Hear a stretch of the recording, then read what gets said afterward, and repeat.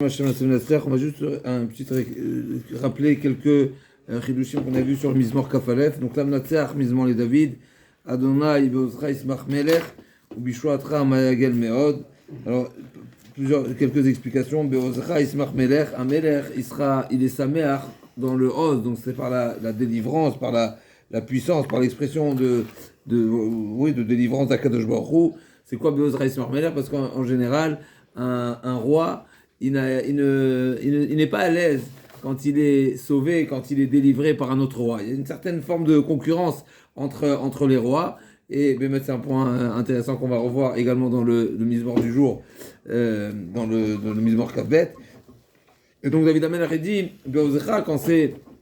quand c'est la puissance, la main forte d'Akadosh Baruch Hu, alors Ismach Melech, le Melech, il n'aura pas de ressenti, d'arrière-goût d'avoir été sauvé, d'avoir été délivré par Akadosh Baruch Hu, parce que justement c'est Akadosh Baruch Hu, il n'y a pas de forme de concurrence avec Hachem.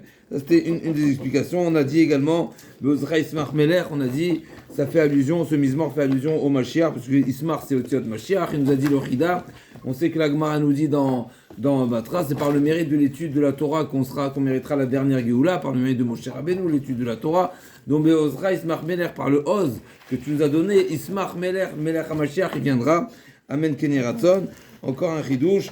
Il nous ramène le Chida, le Pshat du Maharsha. Le Maharsha il nous dit que David Amelech a remercié Akadosh Baruch Hu ici, un remerciement particulier.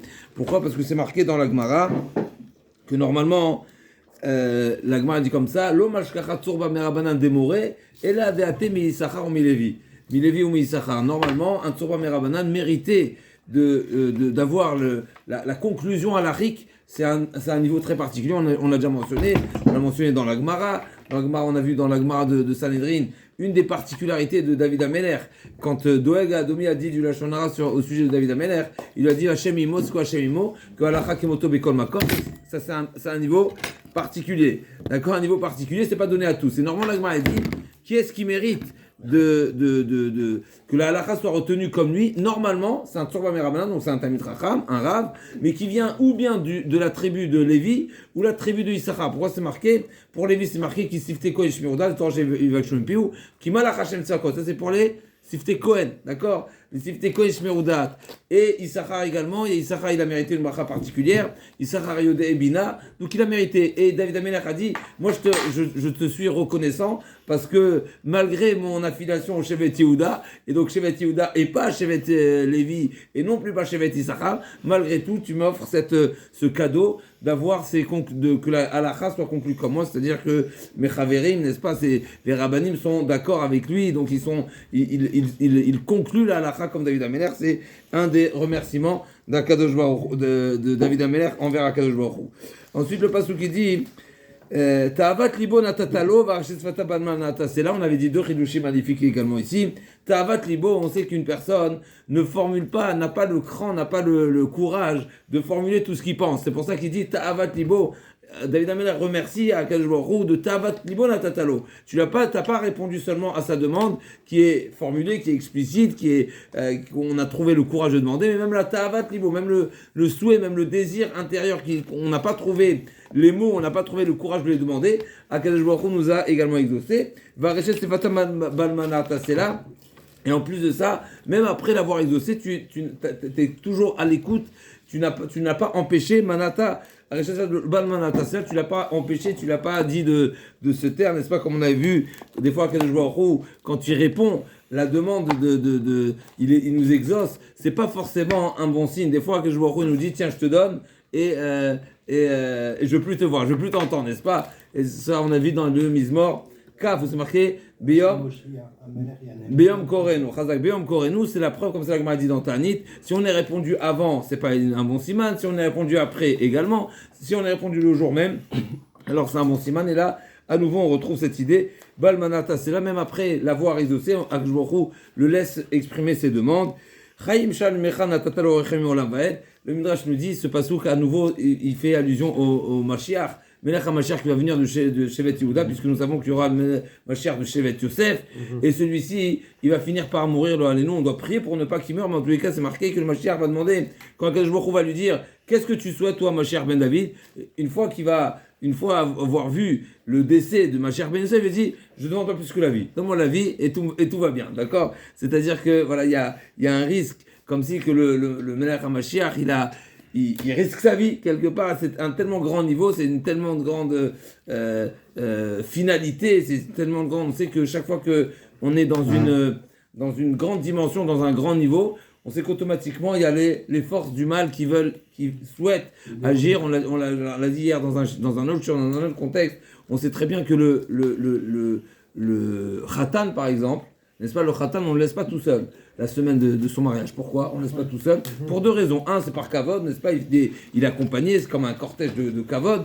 Mais il y a une deuxième explication, c'est qu'en réalité, le Melech, c'est un tellement grand niveau qu'il a besoin d'être protégé. Il a besoin d'être accompagné pour être protégé, parce qu'une personne qui marche, qui se déplace tout seul, il est vulnérable. Et donc, le fait donc on l'accompagne, on ne le laisse pas tout seul. Et donc, peut-être... à Mavdil peut-être ou pas, en tout cas c'est quoi le Khatan, quand on dit c'est un grand niveau le Khatan, c'est marqué que le jour, un homme le jour de son mariage, n'est-ce pas, Mochalino al kol avonotav, pokakino avonotav, c'est un nouveau départ, c'est quelque chose d'extraordinaire, la notion d'un nouveau départ, la vérité c'est émouvant comme notion, parce que on en a parlé cette semaine, le Shabbat, on est la première paracha après... N'est-ce pas, la première paracha après Shavuot? On sait que Shavuot c'est un Rosh Hashanah. Et qu'est-ce qu'on a lu dans la paracha Nasso? Qu'est-ce qu'on a lu? On a lu la Chanukah Tamizbeach, c'est quelque chose d'extraordinaire. On sait que toujours la paracha de Nasso vient, c'est le Shabbat après, à l'issue de Matan Torah. À l'issue de Matan Torah, qu'est-ce qu'on a mérité? Alors, il y a la paracha de Nazir, il y a le Birkat Kohanim qui est extraordinaire, mais effectivement, en deuxième partie de la paracha, qu'est-ce qu'on a? L'inauguration du Mishkan, parce qu'on démarre à l'issue de Shavuot, on démarre un nouveau départ, on inaugure une nouvelle période. Et quand on inaugure une nouvelle période, eh ben, le bon Dieu dit, c'est quoi? On démarre à zéro, vas-y, je te donne du crédit, et vas-y. Commence à travailler, commence à agir, et donc on remet les comptes à zéro, comme le Khatan, c'est une des explications. Le Khatan, pourquoi le jour de son mariage, on est Mochaninu al kol avonotav, c'est tellement important ce qu'il réalise, de fonder un foyer, n'est-ce pas, l'Oto Bera la Shevet Yetzara, c'est la première mitzvah de la Torah, en tous les cas oui, même si ensuite c'est répété, mais en tous les cas c'est la première mitzvah de la Torah, c'est une notion tellement importante, c'est le projet d'Akadosh Baruch Hu, une personne qui dit, je prends sur moi, je m'engage à prendre à faire partie du projet d'Akadosh Baruch Hu, je j'aurais dit, ah bon? Eh ben vas-y, on met les comptes à zéro et vas-y. Et donc, automatiquement, le Khatan, il a une grande chance qui automatiquement demande également une grande protection, et donc il doit être accompagné. Donc ça c'est pour on a dit c'est il s'engage avec une personne d'autre. C'est ça.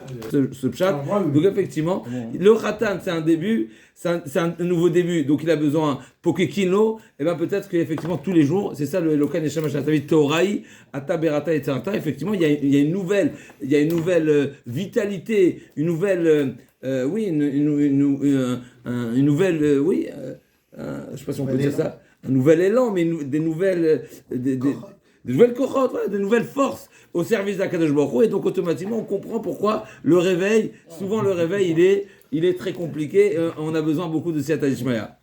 C'était juste un petit récapitule, mais vraiment parce qu'on a perdu l'enregistrement du Kaf Aleph, et on va poursuivre Bezrat Hashem le Mizmor Kavbet, en tout cas un Mizmor bien connu, un Mizmor qui est où il y a beaucoup de drachot dans Masechet Megillah, puisque encore une fois c'est un Mizmor que on a choisi de lire, Chachamim nous ont choisi de le lire le jour de Purim, la veille de Purim, parce qu'effectivement il y a des psukim qui David Amelech a demandé, incroyable ce qui est marqué dans les Midrashim, David Amelech a demandé d'être mentionné dans le Nes de Purim. Des choses extraordinaires. On sait très bien que le Nes de Purim c'est un Nes particulier, et une des particularités, c'est que c'est le dernier des Nissim. C'est marqué, n'est-ce pas? C'est pour ça, Ayelet Hashachar, on y arrive tout de suite. Donc le Mizmor comme ça, Lamnatseach, Ala Ayelet Hashachar, Mizmor, et David. C'est le dernier des Nissim qui est répertorié. Chazakoubo, qui est dans les textes. Donc Lamnatseach, Ayelet Hashachar, Mizmor, les David, Eli Eli, Lama Azavtani, Rachok Mishwati, Divrei Shagati, Alors, on va commencer par le. Alors, Ayelet HaShachar, je ne sais même pas par quoi commencer, mais en tout cas, Ayelet HaShachar, les Chachamim nous disent Ayelet HaShachar, c'est quoi ce machal aux premières lueurs de soleil de la journée? Parce que justement, c'est le moment charnière entre l'obscurité et le jour. Et justement, c'est cette idée-là où David Amelech a trouvé comme exemple pour nous renforcer dans les Moulay et le Bitachon. Pourquoi? Parce que souvent, on se sent dans des périodes comme ça d'obscurité. On sait que le Olam Hazé li domé nechocher, une personne qui est dans la souffrance, qui est dans la détresse, qui est dans l'épreuve, c'est comparable à l'obscurité. On ne voit pas la main d'Akadosh Baruch Hu, on ne voit pas sa présence. C'est la fameuse question, malheureusement, que beaucoup posent, et même si on ne la pose pas, des fois, c'est en nous. Où tu es, le bon Dieu, n'est-ce pas? À l'image de, n'est-ce pas, un père qui on le sent absent. Pourquoi tu n'es pas venu? Pourquoi tu ne m'as pas aidé? Pourquoi tu ne m'as pas secouru? Pourquoi tu ne m'as pas encouragé? Malheureusement, mais c'est très bien de le penser. Et c'est déjà un niveau, parce que si on dit Hachem, où tu es, c'est qu'on croit en Hachem, et c'est qu'on sait que c'est Hachem qui est Melech HaOlam, et c'est Akadosh Baruch Hu qui veille sur nous, et on dit, alors où tu es? C'est ce qu'il dit David Amelech. La Mazaftani, pourquoi tu n'es pas là? Et c'est ça la notion de la nuit. Et justement, qu'est-ce qui va nous encourager? C'est parce qu'effectivement, après la nuit, qu'est-ce qu'il y a? Les premières lueurs comme ça, où il faut le chercher, il faut avoir qu'on appelle ça un sens fin et aiguisé pour voir les premières lueurs. Aujourd'hui, on a l'heure, donc on sait qu'à cette heure-ci, mais celui qui reste réveillé et qui cherche à voir comme ça les premières lueurs de lumière, il faut le chercher, surtout quand on est habitué mais si tu le cherches, tu vas le trouver. Et donc il nous dit comme ça nous dit le Malbim, Nekuda mitzranit ben achoshech ve'aor ben atzara ve'atshua Ayush v'abitachon, arifion v'agevura. Comme ça, c'est le moment charnière entre l'obscurité et la lumière, entre la tzara, donc les moments de détresse, les moments étroits, et la tchoua, les moments de largesse, de tchoua, délivrance. Ayush v'abitachon, il y a également le yush, c'est le désespoir et le bitachon, l'opposé du yush c'est le bitachon, c'est la confiance à Akadosh Baruch Hu. Arifion, le lâcher prise, n'est-ce pas? C'est lâcher prise, et la gvura qui est à l'opposé, la force, la puissance. C'est ça justement, ce moment-là qui est Ayelet HaShachar, le moment où ça commence c'est là le moment de ressaisissement. Et donc le Chachamim nous dit encore une fois, ça fait allusion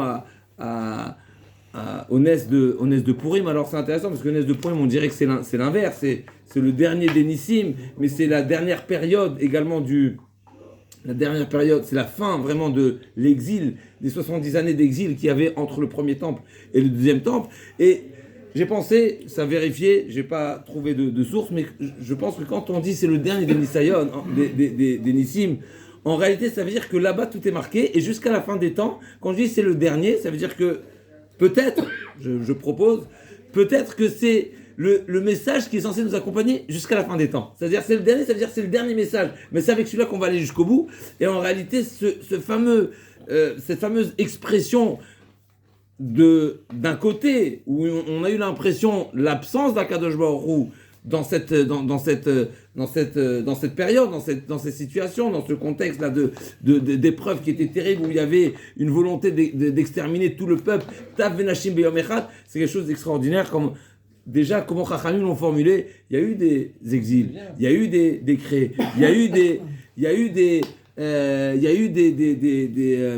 des massacres, mais cette volonté d'exterminer tout le peuple en un jour, sans distinction, et eux et leurs biens, c'est terrible. Et ce Nisayon, peut-être, cette délivrance que nous avons méritée, elle est censée être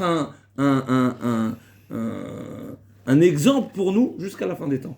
Quand on dit c'est la fin des Nissim, il y a tous les jours des Nissim. Tous les jours on vit des Nissim. Mais peut-être c'est la dernière catégorie, ou le dernier style, la dernière manière, c'est qu'on va ressentir qu'Akadosh Baruch Hu va nourrir Esther et Panay, c'est ça Esther c'est Milachon Haster, c'est Akadosh Baruch Hu il est caché. On sait. On sait également que le peuple d'Israël, Esther, c'est également la lune. On sait que le peuple d'Israël, il est comparé à la lune. Et on sait également que la lune, eh bien, ce renouvellement, c'est incroyable. En vous parlant, ça me vient à l'idée. La lune également, il y a ce passage-là du zéro à, n'est-ce pas? Il y a ce renouvellement-là qui est de tous les mois, qui passe d'un astre. Non, c'est pas un astre, c'est oui, c'est un astre. Hein, qui est complètement, nous, on le voit, il est inilluminé, voilà, et il va passer de statut. Donc peut-être ça peut être un des sens de sauf Nissim, bien sûr, au sens propre. C'est simple, c'est le dernier des Nissim qui a été répertorié, qui a été écrit. D'ailleurs, ça n'a pas été évident de l'écrire. Esther a demandé Kadvouni les Dorot. C'était une demande d'Esther à Malka. Et Rachamim n'ont pas accepté immédiatement. Ça veut dire que c'était vraiment pas si simple de l'écrire, de le rédiger pour plusieurs raisons. À cause de Sina, parce que les Goïms vont croire qu'on se réjouit de leur défaite, etc. Et encore une fois, d'après ce qu'on vient de dire, on peut comprendre. Ça veut dire que quand on dit c'est le dernier des Nissim, c'est-à-dire que nous, ce qu'on va retenir, c'est cette délivrance totale d'un tout à rien. On était censé être totalement exterminé, ça s'est complètement renversé. Et ça, en réalité, c'est exactement ça l'idée que doit se dégager du nef de Pourim jusqu'à la fin des temps. Et on doit avoir cet espoir que ça va se renverser. Un vrai Benaforou, c'est pas seulement, non, alors même si dans la Gemara, on est dans la Gemara de Sanhedrin, En ben haolam hazeh limot hamashiach et la shibud malchuyot, d'après certains avis, la différence qu'il y aura entre l'époque messianique et l'époque qu'on est en train de vivre, c'est tout simplement, on ne sera pas assujetti aux nations, c'est-à-dire qu'on aura une certaine liberté, il y aura le Sanhedrin, etc. Non, mais en réalité, peut-être, d'après ce qu'on est en train de dire, c'est bien sûr que extérieurement, il n'y aura pas forcément de changement visible dans un domaine de matériel. Ça veut dire que tout restera Olam Keminago Noeg, la Gemara dit, d'accord, le monde va continuer le déroulement normal et habituel. Mais c'est quoi la différence? C'est qu'il n'y aura pas de Shibud Malchuyot. En réalité, tout ce qui nous déstabilise, c'est d'être assujetti et d'être dépendant des goïms. Alors, on sait bien que c'est la demande, la bracha, la demande de Rivka Imenu. Rivka Imenu a demandé qu'on ne soit plus, que Esav ne mérite, que la bracha de Esav revienne à Yaakov. Pourquoi? Parce que si c'était Yaakov qui avait reçu les brachot, on le rappelle souvent, alors on aurait été dépendant d'Esav, et d'être dépendant d'Esav, c'est un grand problème. Rivka Imenu a vu Beruach HaKodesh, c'est un problème. C'est exactement ce qui se passe aujourd'hui. Ouais. Et d'ailleurs, c'est ce qui se passe aujourd'hui. Et d'ailleurs, même au temps du Beth Amikdash, on offrait le korban Seir Lazazel, qui est Avonotam et l'Eretz Gezerah. C'est Avonot Tam, que toutes les Avonot de Yaakov Avinu, qui s'appelle Ishtam Yoshev Ohalim, c'est à cause de Seir. C'est à cause de. Donc quand on n'a pas le Shibud Malchuyot, en réalité, c'est de vue extérieure, c'est simplement qu'on n'est plus assujetti, mais c'est pas seulement physiquement, mentalement, mais c'est tout le côté spirituel qui pourra prendre sa place parce qu'on n'est plus dépendant de ça. En tout cas, pour revenir au vif du sujet, ce dernier également, c'est le dernier des miracles. Ça veut dire que ce sera un miracle qui ne sera pas oublié, c'est-à-dire perpétuel, Razak. Donc quand on dit dernier, c'est pas dernier qui a rien prêt, mais c'est qu'il y a, voilà, c'est fondateur. Dernier parce qu'on fait pour tous les ans, donc. Alors, hein? Donc on rappelle ce miracle tous les ans. Oui, c'est pas le seul. Mais Hanouka aussi. Mais pour une, oui, mais pour une, il est particulier. Alors il nous dit, la Gemara nous dit comme ça, la Gemara dans Yuma nous dit, pourquoi on compare les tzadikim à Yelet HaShachar, n'est-ce pas? C'est Esther Amalka qui est comparée à la Ayala. Pourquoi elle est comparée à la Ayala? La Gemara dit, Lama nimshelu tfilatan shel tzadikim ki Yelet. Pourquoi? Donc la tfila des tzadikim, elle est comparée à la gazelle. Elle est rapide. Alors écoute, le malecha ma yala kol zman shemegadelet karnei maftilot. Tant qu'elle elle grandit, elle pousse, elle évolue, elle mûrit, et ben ces cornes, ce maftilot, pitzoul, c'est une, qu'on appelle ça un pitzoul, c'est une c'est parti, quoi. Oui, ça c'est un écartement comme ça, donc ça s'étend. Et bien pareil, la tfila de tzadikim, av tzadikim, kolzman shemarbim betfila, tfilatan nishmat. Un tzadik, plus il fait des tfilot, plus cette fille elle est exaucée. Donc il y a quelque chose, une comparaison directe, c'est la Gemara dans Yoma. Donc Eli Lama Zaftani. C'est la question pour Moshe alors. Oui, effectivement, Inachami. Akash Baruch Hu, il a dû. Effectivement. 515. Effectivement. Il n'a pas été. Non, mais s'il avait ajouté encore, il aurait été exaucé. Le bon Dieu, il a dit d'arrêter parce qu'effectivement. Oui. Mais vous dites pas ça. Là, vous dites que plus il en fait. Mais s'il avait fait encore, il aurait été exaucé, justement. Donc s'il avait fait une de plus, il aurait été exaucé parce que justement. La multiplication des tfilotes, c'est une raison d'être exaucé. Même au Shabbat, la seule manière de ne pas exaucer Akadosh Baruch Hu, la seule manière pour Akadosh Baruch Hu de ne pas exaucer Moshe Rabbeinu, c'est de lui dire arrête de prier. Justement, ça va dans le même sens. Parce que s'il continue à prier, le bon Dieu n'aurait pas eu le choix. Non, mais là, c'est un sens différent, ce qu'on a dit. Non, c'est différent. Je m'explique. Le tzaddik, plus il prie, plus il est exaucé. On est bon? Ça, c'est le texte, la Gemara de Yoma. Maintenant, Plus il est exaucé. Plus il est Il n'y a exaucé. pas un arrêt qui viendrait lui dire, qui va dire stop. Voilà. Il y a pas- Il est autonome, on va dire. Il est autonome. Le Maral demande c'est quoi ce shem de El? Eli Lama Zaftani. Alors, c'est quoi ce shem de El? Et plus précisément, il demande, on dit Hachem, Hachem, El Rachom Vechanun. Hachem, on sait. Hachem, Hachem, la Gemara, elle explique. C'est quoi les deux Hachem? Hachem avant la faute, Hachem après la faute. Hachem, on sait que le nom d'Hachem, quand il est écrit Yud Kevavke, c'est Rachamim. D'accord? Et donc, Akadosh Baruch Hu, il est autant Rachamim avant que l'homme faute, autant après la faute. C'est-à-dire, même après la faute, Akadosh Baruch Hu, il n'est pas Kaviachol insensible. Kaviachol, il va pas changer de Rachamim à cause de la faute. Ça veut dire qu'il a les capacités. Akadosh Baruch Hu, il est Kol Yachol. Et donc, même la faute, il est capable de nous voir avec la même affection, avec la même bel œil, comme si on n'avait pas fauté, avant comme après. Ça ne veut pas dire qu'on est au même niveau, mais Akadosh Baruch Hu, lui, il nous voit de la même manière. Il n'y a pas de différence. Alors il demande, c'est quoi elle après? Hachem, El Rachom Vechanun, c'est quoi elle? Il dit le Maral, comme on dit ici, il dit Veir Elomar, Sheze ou Chesed. Il y a Rachamim et Chesed. Donc Chesed, c'est une bonté, on sait Olam Chesed Ibané, Rachamim, c'est plutôt la pitié, et Chesed, c'est la bonté. Et donc, Veu Yadoua Kishem Azemitat Chesed, comme Shenema, Elele Lamazavtani, Vamidazot ou Chesed Elion, Shakadosh Baruch Hu, Shachem Baruch Hu Sebolamo, Veu Setov, Shu Gadol Meod. D'accord? Donc, c'est une bonté, je ne vais pas dire sans limite, mais quelle c'est une bonté sans limite. Donc, le L, c'est. Donc, il est particulier ce Shem de Kel, qui vient après Hachem. Donc il y a Hachem qui est déjà Midad Rachamim après la faute, et il y a encore plus que ça, El Rachom, et c'est ça ce qu'on dit Eli. Il y a une belle explication du Sforno, qui dit dans la suite des Psukim, il dit le Sforno, où on a trouvé le mot Eli dans la Torah? Zekeli Vanveu. Dans la Torah, Zekeli. El, ça figure dans la Torah, mais Eli où c'est marqué, Zekeli Vanveu. Depuis Yetziat Mitzrayim, depuis Kriyat Yamsuf, plus exactement, c'est nous qui avons donné, on s'est permis de dire qu'Akadosh Baruch Hu, il est notre Dieu, Eli, et donc il y a un lien, comme on va voir dans la suite des Psukim, il y a un lien avec cette période-là, depuis Yetziat Mitzrayim, où on a eu une certaine, Akadosh Baruch Hu, il s'est révélé d'une manière extraordinaire, comme on a dit, que les révélations qui étaient à Kriyat Yamsuf, c'est des révélations extraordinaires. D'ailleurs, c'est marqué, n'est-ce pas, Rata Shifra Alayam, Hachelvara Yechaskel Ben Bouzi.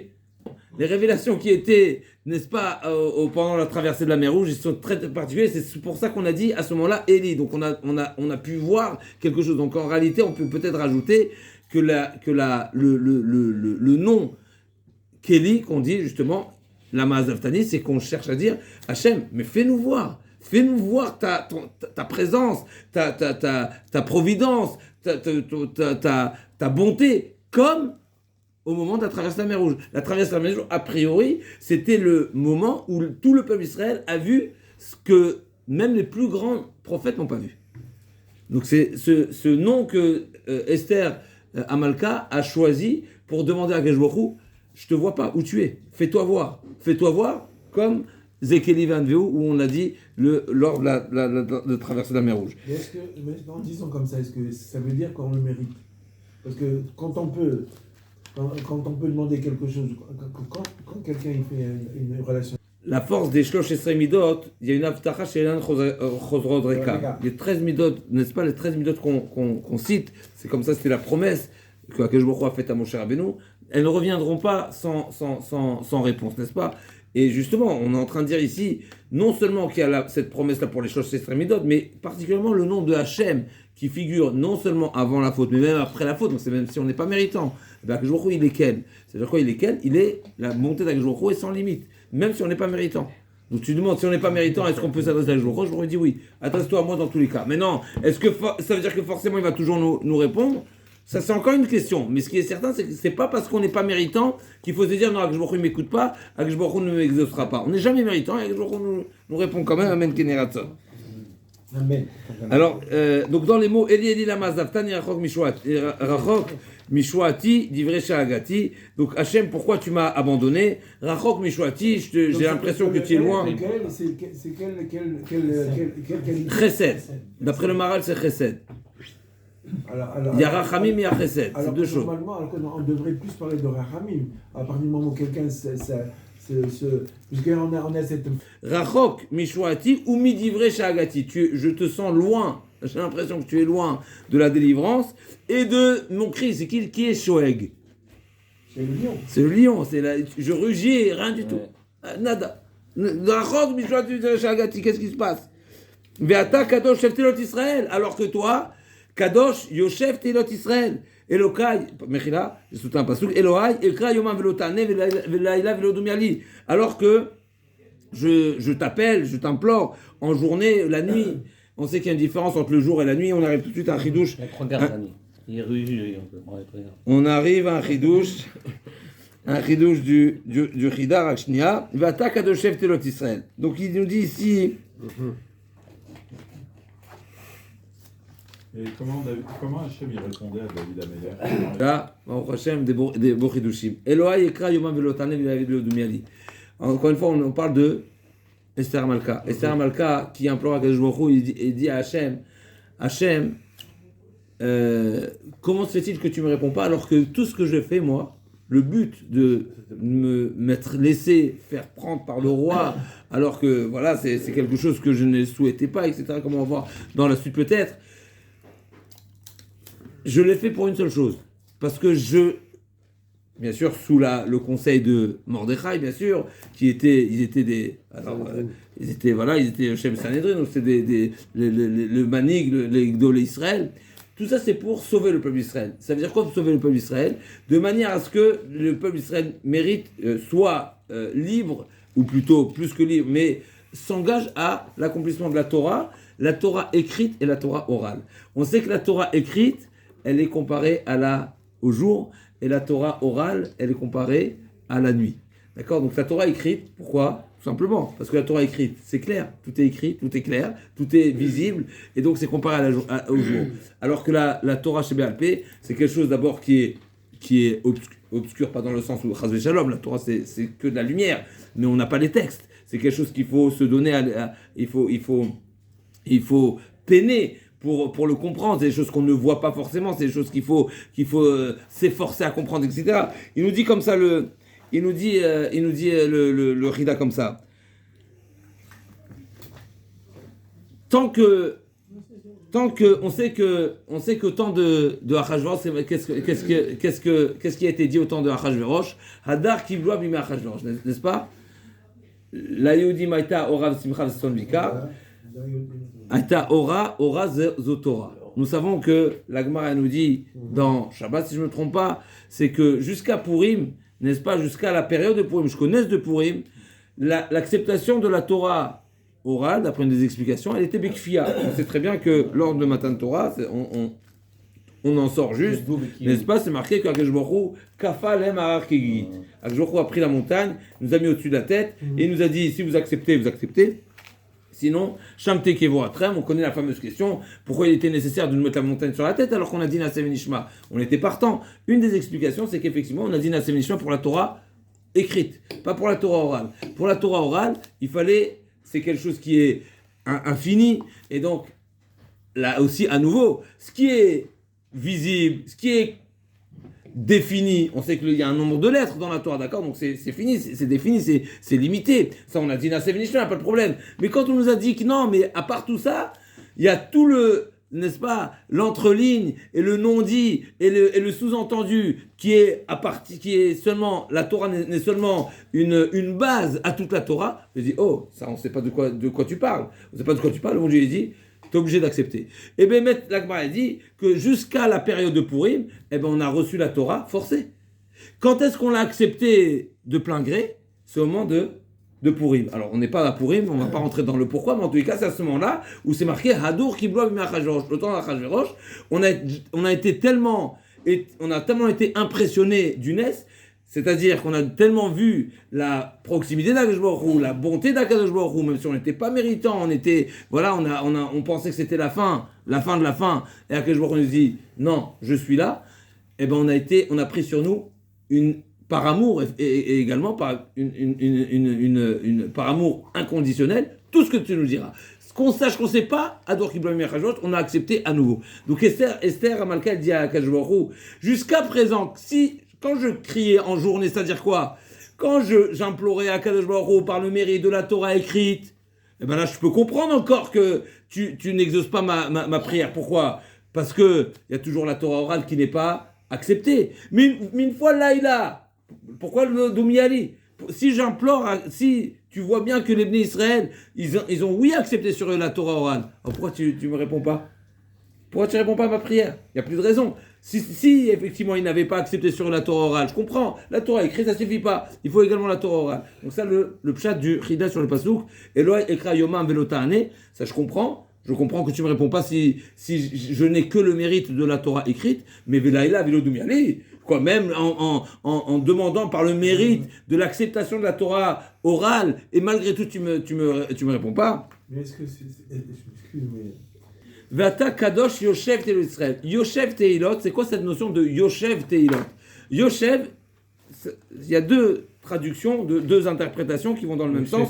Yoshev, quand même qui est Yoshev, ça montre une stabilité, ça montre une constance, ça montre une régularité, et c'est ça ce qu'on est en train.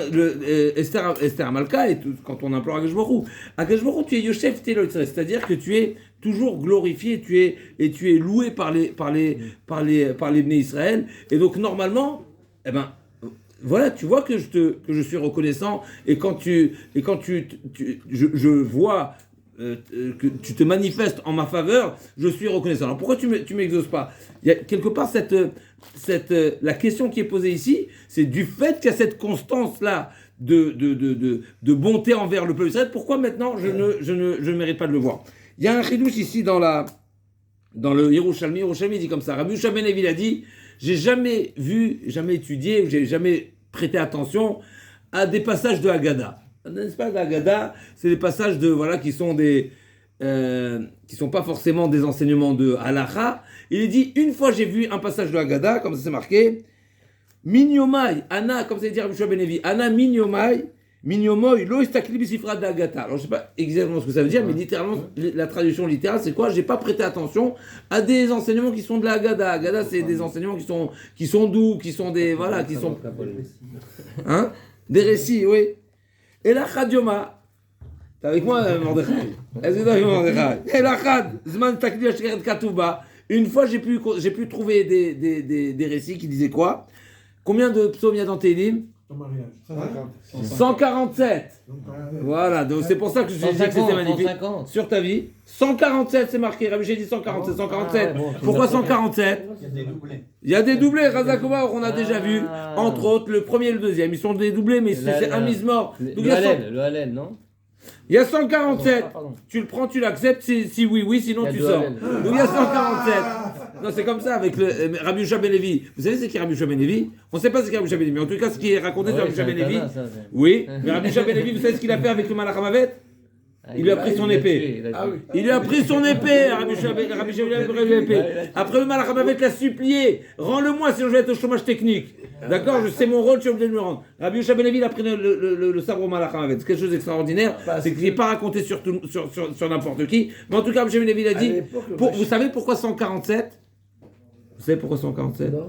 C'est le nombre des années de Yaakov. Et il nous dit comme ça: Mea Verben Veshiva, Mais le Mahamad était vu avant, vous voyez. Mea à l'époque. Verbaim Veshiva, Mea Rabbi Shimon Levi. 147 Teilim il y a dans le 147 psaumes il y a dans le Teilim. Keneged Shnotav Shel Avinu Yaakov. Ça vous intéresse pas si Rabbi Shimon Levi joue? Non, si. Melamed, C'est de la bombe. Melamed, chez Kol Akilusin, chez Israël Mekalsim la Kadosh Baruch Hu, toutes les louanges, louanges. Keneged Shnotav Shel Yaakov Shenemar Ve'ata Kadosh chez Yoshev Teilot, Israël. C'est qui Israël? C'est Yaakov Avinu.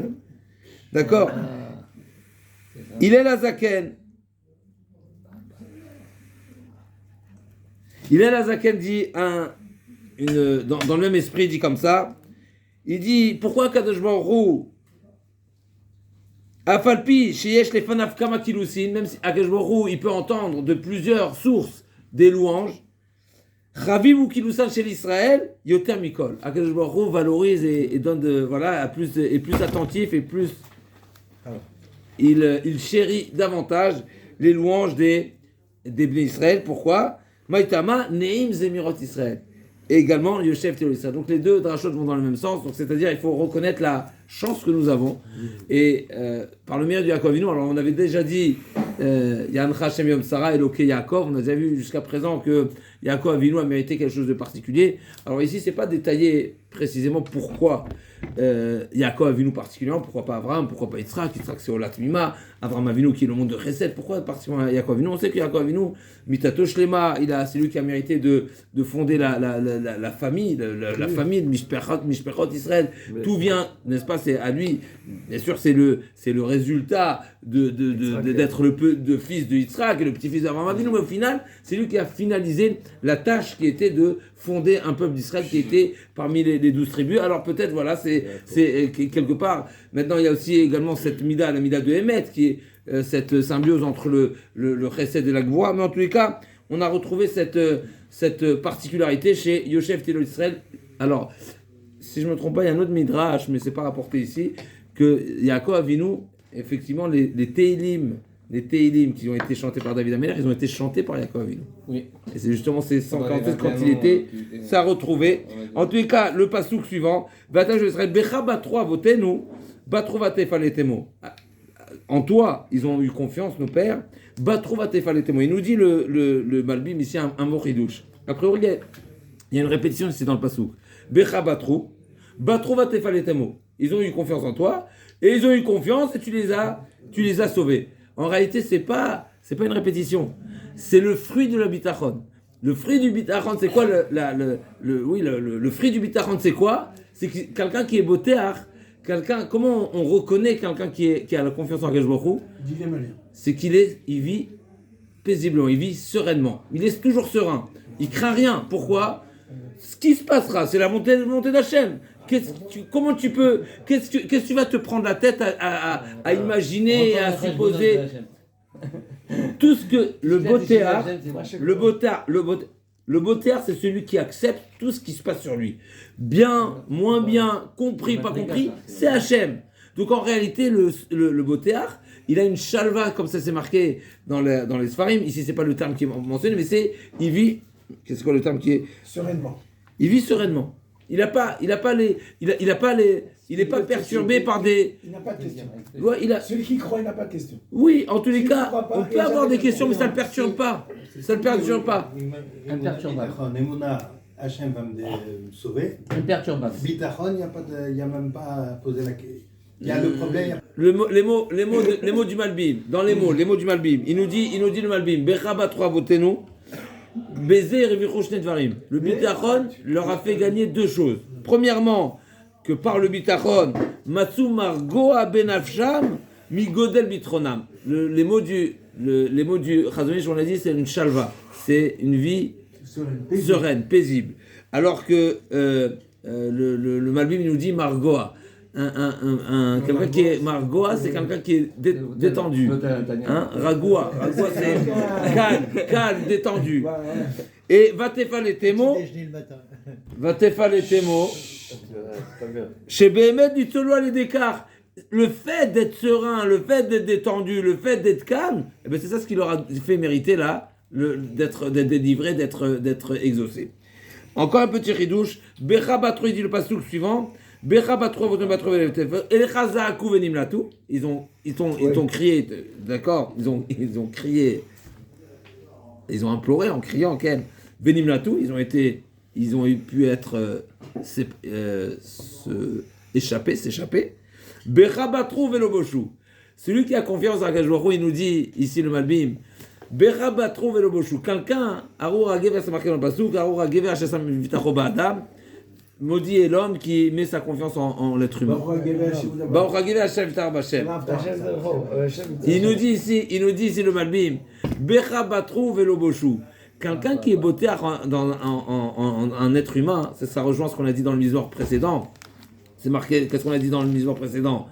Il nous a dit le Malbim, celui qui est sauvé, qui est délivré par Akadosh Baruch Hu, il n'a pas honte. Quand on est sauvé par un autre roi, on a honte.